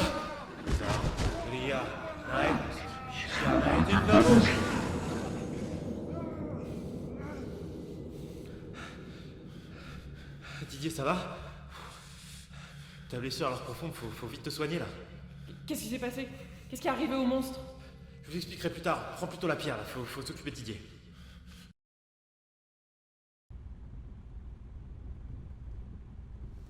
Alors? Il s'est évanoui, mais je pense que c'est surtout à cause de la vue du sang. Son pouls est stable et là, c'est bon, il saigne plus. Heureusement qu'il avait ramené une trousse de soins. Ok, on arrive bientôt à l'hôpital de toute façon. Tu peux m'expliquer ce qui s'est passé maintenant? Où est passé le monstre? Je l'ai fait disparaître, il vous en mettra plus. Comment c'est possible? Et depuis quand tu parles la langue d'Agartha? Écoute, c'est toi qui vas répondre à mes questions, ok? Qu'est-ce que vous avez fait à Kaufman? Vous l'avez tué, c'est ça? Quoi? On était dans la forêt ce soir-là, on a vu votre espèce de mess. On a reconnu ta voix même avec ton masque. Donc réponds-moi. Vous avez tué Kaufman? Kaufman est vivant, on l'a juste blessé et voilà, on l'a enfermé dans une grange un peu en dehors de Vivroche. On avait besoin qu'il nous dise ce qu'il savait, on l'a soigné. Mais il va bien. Il va bien. Ah ok. Il est vivant mais séquestré, donc tout va bien. Mais c'est pas dans nos habitudes, d'accord? Maintenant que la bête est morte, on va le relâcher. On n'est pas des méchants, tu sais. Notre confrérie ne veut pas de mal aux gens. Si on a utilisé la force, c'était justement pour que la bête arrête de s'en prendre à Vivroche. Mais qu'est-ce que Moni a pu faire là-bas? Il y a un mal qui vit en dehors d'Agartha. Et c'est de là que vient le monstre. Moni a voulu voir ce que c'était que ce mal, voir ce qu'il y avait dans les territoires interdits, et sa présence a sans doute changé la chimie des lieux, et a permis au monstre de s'échapper de ces territoires pour venir dans notre monde. En tout cas, c'est ce que m'ont expliqué les habitants d'Agartha. Donc ce n'était pas une vengeance du roi? Il nous en veut pas pour Monnier? Il n'y a jamais eu droit à Agartha. Pardon? Les habitants d'Agartha se servent du masque pour se cacher chacun leur tour derrière les traits d'un faux roi. Le roi n'est qu'une figure. C'est ce qu'ils t'ont expliqué? Ouais. Pourquoi ils t'ont expliqué ça à toi? En rencontrant les habitants là-bas, je leur ai montré ça. C'est une pierre, une sorte d'amulette que j'ai retrouvée dans la reliure d'un des livres de la bibliothèque. Je sais pas pourquoi elle était cachée là. Enfin bref, j'ai pas vraiment compris pourquoi, mais quand je leur ai montré l'amulette, la personne qui s'est présentée en tant que roi a enlevé son masque et m'a dit des choses que j'ai pas comprises. Il m'a ensuite mis le masque sur mon visage et m'a tout expliqué. Et Monnier? Il est mort. Et comment j'annonce ça à sa femme? Je me demande comment Vivroche va réussir à se relever après ça. Les habitants étaient plutôt traumatisés par ce qui se passait, la tension dans le village était palpable. Et les gens commençaient à s'accuser les uns les autres à cause des doubles. Je me demande s'ils auront encore foi en cette démocratie participative, même après ça. C'est à votre confrérie d'agir, de faire un lien entre Agartha et notre monde. Le traumatisme qu'a subi le village a créé une nouvelle zone d'ombre là-bas, mais ils m'ont prévenu qu'elle pouvait être contenue assez vite si vous les aidez. Ça vous éviterait d'avoir un nouveau territoire interdit. Maintenant qu'on a récupéré la pierre noire, on fera tout pour.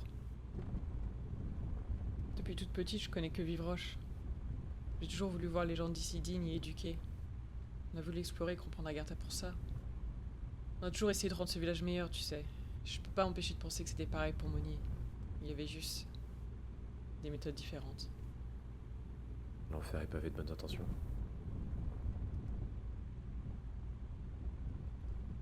Tu sais, quand j'étais petite, j'adorais les oiseaux. Quand j'avais 10 ans, j'ai vu un hibou dans la forêt qui s'est posé à quelques mètres de moi. Je croyais que c'était les protecteurs du village. J'étais fascinée par l'emblème de Vivroche. Je sais que l'oiseau dessus n'est pas un phénix, mais cette fois, je vais faire comme si c'en était un.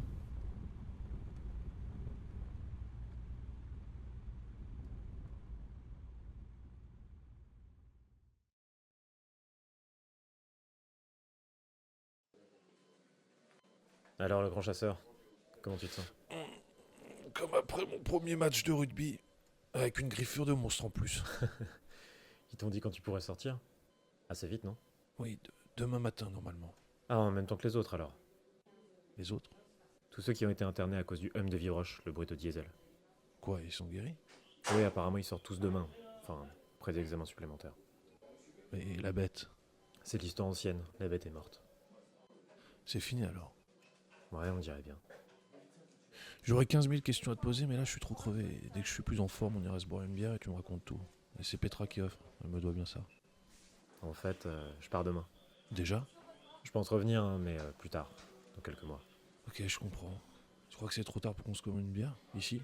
Je pense pas que ce soit au menu d'un hôpital. Bah, t'as raison. Tu devrais décrocher. Non, attends, c'est bon, ça peut attendre. Non, fais-moi confiance. Vaut mieux pas faire attendre la personne qui appelle. Allô? Allô, c'est toi ma chérie? Ouais, t'en fais pas, ton vieux père va bien. J'en ai vu d'autres, tu sais. Attends 2 secondes. Ismaël, merci. Pour tout. Ciao.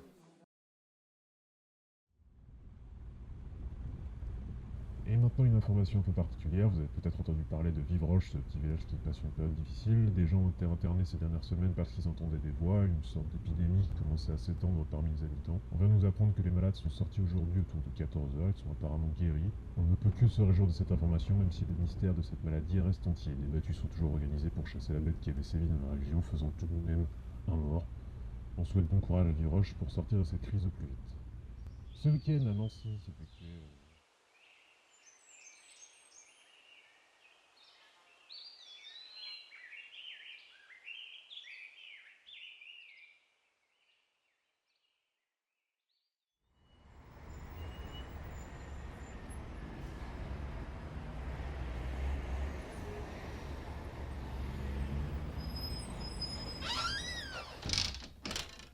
Bonjour à tous.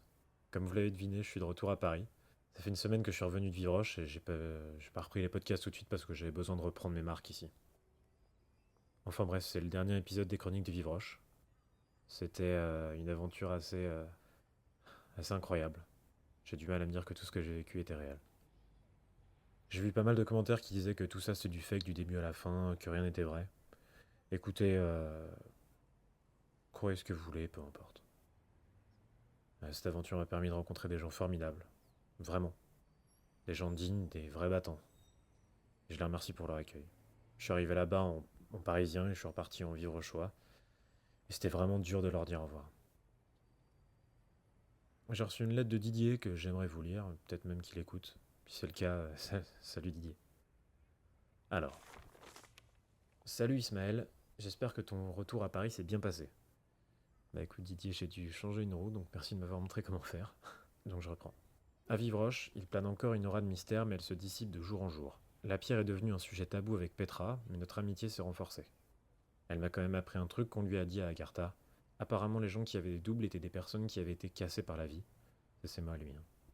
Je me suis souvenu du double de JC, je suis allé le voir. J'ai discuté avec lui et quand je lui ai demandé si vraiment ça allait, à force d'insister, il a fondu en larmes. Il m'a dit qu'il avait eu énormément de mal à vivre son licenciement. J'ai même retrouvé une lettre d'adieu dans ses tiroirs. Bref, je suis content de lui avoir parlé, mais j'ai un peu de remords de m'en être aperçu aussi tard. Il avait l'air d'aller mieux après. Le village se remet petit à petit de cette douloureuse expérience. Pour éviter d'oublier et nous permettre de nous reconstruire en tant que communauté, la liste collégiale a décidé d'organiser un grand repas sur la place de la mairie, et pense faire une plaque commémorative. Tout le monde veut se rappeler des événements de Vivroche. Les gens se serrent les coudes à nouveau. Tu verras quand tu reviendras. En tout cas, je suis heureux de te dire que ma fille est venue passer 2 semaines à la maison. C'était formidable. Je te joins une photo d'elle et moi. J'espère que malgré tout, ton séjour à Vivroche t'aura apaisé, que tu repasseras vite nous voir.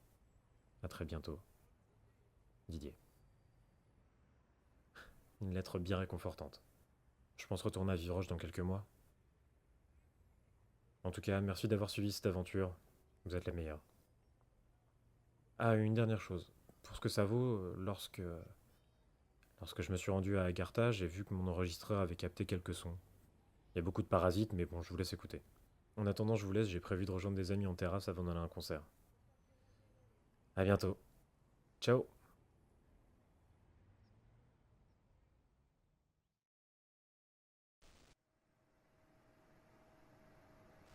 Est-ce que c'est un vrai roi? Ou alors des mots? D'accord. Il a été volé par le monstre, emmené dans une grotte. Donc si je comprends, les territoires interdits sont des anciens événements du roche. Vous pouvez en être sans connaître l'identité de la bête. Ouais, d'accord. Mais j'ai quand même une question. Combien existe-t-il d'ag... D'accord. Vivroche, des amis, des habitants pour Monnier et Vivroche.